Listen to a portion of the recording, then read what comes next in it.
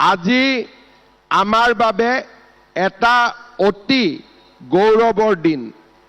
আজিৰ পৰা এবছৰ আগতে আমি অসমৰ আত্মসহায়ক গোটৰ সৈতে জড়িত মহিলাসকলক অৰ্থনৈতিকভাৱে শক্তিশালী কৰিবলৈ মুখ্যমন্ত্ৰীৰ মহিলা উদ্যমিতা আঁচনি বা সৰুকৈ লাখপতি বাইদেউ আঁচনি আমি আৰম্ভ কৰিছিলোঁ।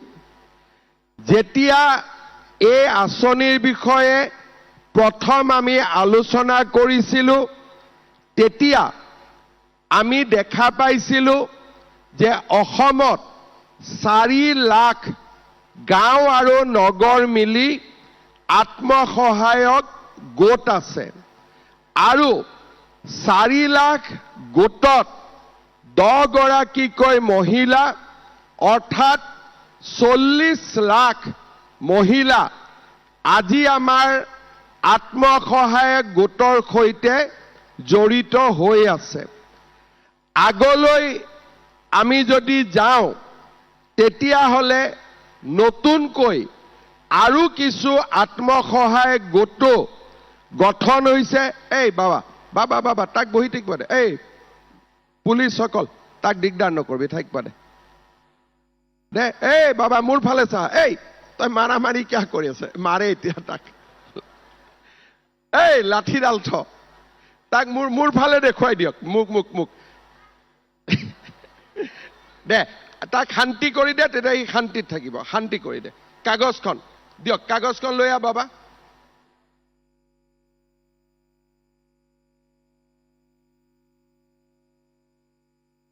তাৰো ঘৰত অশান্তি আছে, কিবা এটা লাগে, সেইকাৰণে আহিছে দে। তাৰপিছত আমি যেতিয়া হিচাপ কৰিলোঁ, আমি দেখা পালোঁ যে 40 লাখ মহিলা আমাৰ আত্মসহায়ক গোটৰ সৈতে জড়িত হৈ আছে। তেতিয়া আমি প্ৰথমতে হিচাপ কৰিলোঁ যে আমি মহিলাসকলক কেনেকৈ আগুৱাই লৈ যাম। আমি যেতিয়া সকলোৱে আলোচনা কৰিলোঁ, তেতিয়া আমাৰ মনত এনেকৈ এখন আঁচনিৰ কথা মনলৈ আহিলে যে গোটত টকাটো দিয়াৰ পৰিৱৰ্তে, কাৰণ গোটৰ ভিত্তিত আমি বেংকৰ পৰা লোন ল'ব পাৰোঁ, কিন্তু আমি এইবাৰ গোটত পইচাটো নিদি আমি গোটৰ সদস্যসকলক ব্যক্তিগতভাৱে তেওঁলোকৰ বেংক একাউণ্টত আমি দিব পাৰোঁ নেকি। আমি হিচাপ কৰি চালোঁ, 40 লাখ মহিলাক যদি আমি 10,000 টকাকৈ দিব লাগে, আমাক প্ৰথমতে 4,000 কোটি টকা লাগিব। আৰু পিছলৈ আমি যদি মহিলাসকলক আৰু 25,000 টকা দিব লাগে, তেতিয়াহ'লে পিছৰবাৰ আমাক প্ৰায় 10,000 কোটি টকা লাগিব। আৰু যদি আগলৈ গৈ মহিলাসকলক আমি আৰু সহায় কৰিব লাগে, 50,000 টকালৈকে লৈ যাব লাগে, তেতিয়াহ'লে আমাক 20,000 কোটি টকা লাগিব। আমি চিন্তা কৰিলোঁ যে আমাৰ দৰে এখন দুখীয়া ৰাজ্যত আমি 4,000 প্ৰথমতে, পিছত 10,000, তাৰ পিছত আৰু 20,000 ইমান টকা আমি যোগাৰ কৰিব পাৰিম নেকি। আমি সকলোৱে বহুদিন ধৰি আলোচনা কৰাৰ পিছত আমি সুন্দৰ কৰি এই মহিলা উদ্যমিতা আঁচনিখন আমি ৰচনা কৰিলোঁ।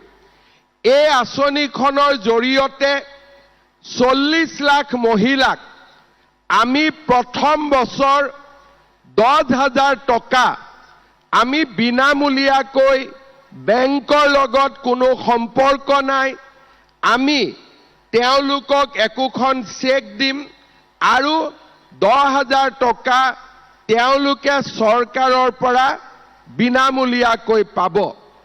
ইয়াৰ পিছত এই 10,000 টকা দি আমি কি কৰিম?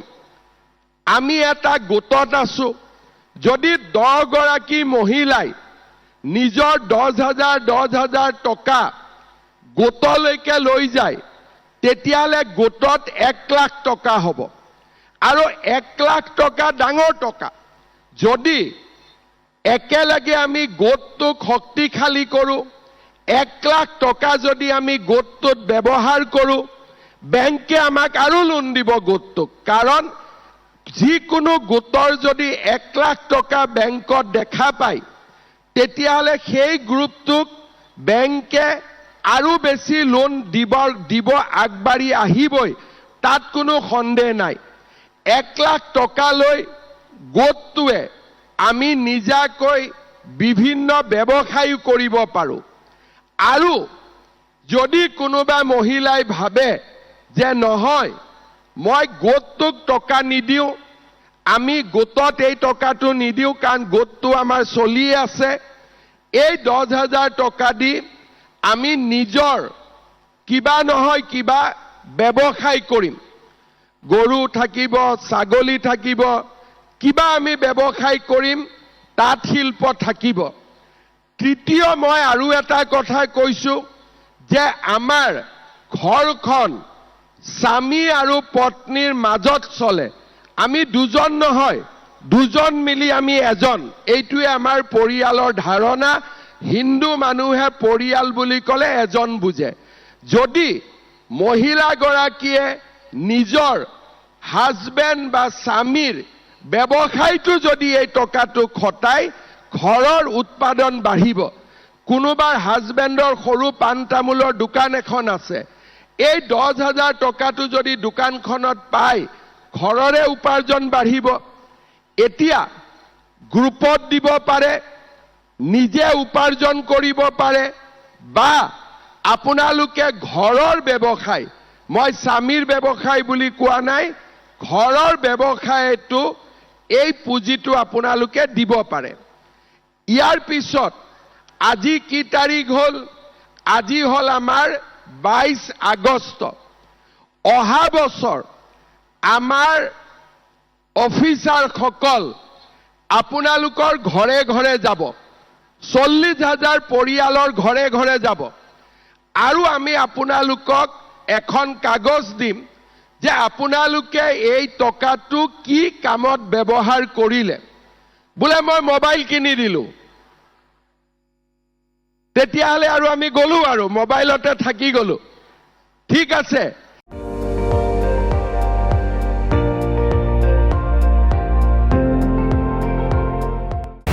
আপুনি চাই আছে ND24, সৰ্বশ্ৰেষ্ঠ নহয়, সৰ্বোত্তমৰ দৌৰ।